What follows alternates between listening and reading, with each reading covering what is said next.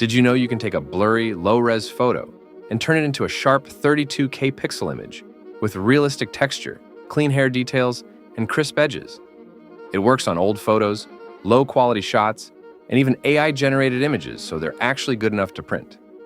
Let me walk you through how to do it. Start by heading to a site called aiarty.com. The link is already in the description to make it easy.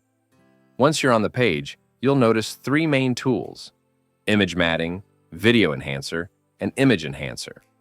For this video, we're sticking with image enhancer. This tool uses several different AI models trained on over 10 million images, and it supports CPU and GPU processing all the way up to 32K resolution. To begin, click the free trial button, and the installer will download. Install it, launch it, and you're ready to test. When the software opens, you'll see three main sections of the interface. The center area is where you'll drop your image for upscaling. On the right, you'll find all the settings. You can switch between CPU and GPU, pick the AI model that matches your image type, set your target resolution, and turn on face restoration if there's a person in the photo. You can also fine-tune exposure, contrast, and saturation after the upscale is done. At the bottom, there's already a sample images to test, so let's start with that. I'll pick this burger photo to see how well the enhancer handles textures. As soon as we drop it in, the software loads the model it needs and starts scanning. It takes a moment, but the result is worth it.